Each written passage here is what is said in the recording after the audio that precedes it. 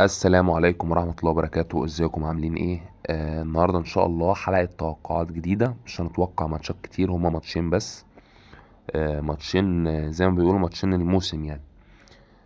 الماتشين اللي معانا في دوري ابطال اوروبا، والريت بتاعهم انا هعملهم اسامي مطولة، يعني هعمل ماتشين مرتبطين ببعض.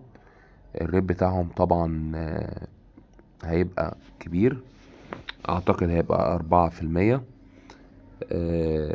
جمد قلبك بقى وارمي، ولو انت عايز تعمل على ماتش وماتش لا براحتك. خلينا نقول اول ماتش ارسنال وبايرن ميونخ، هنقول فوز البايرن. فوز البايرن لان الماتش في المانيا، والبايرن عمل ماتش تقيل في انجلترا على ارسنال، فالماتش بتاع البايرن كده كده. الماتش التاني اللي هو انا شايفه 50-50، ومينفعش نختار فريق على حساب فريق.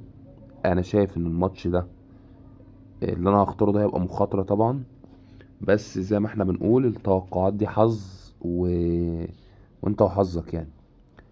الماتش التاني الريال ومانشستر سيتي، مع ان انا عقلي بيقول الريال ورايح للريال، بس انا هقول مانشستر سيتي.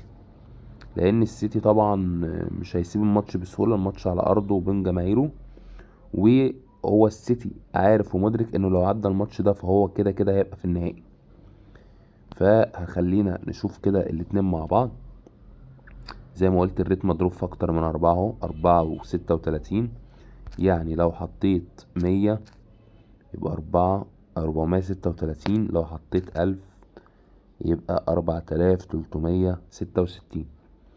طبعا في نهاية الحلقة بشكركم، ما تنسوش تعملوا لايك للفيديو واشتراك للقناة، ونتقابل في فيديوهات تانية، والسلام عليكم ورحمة الله وبركاته.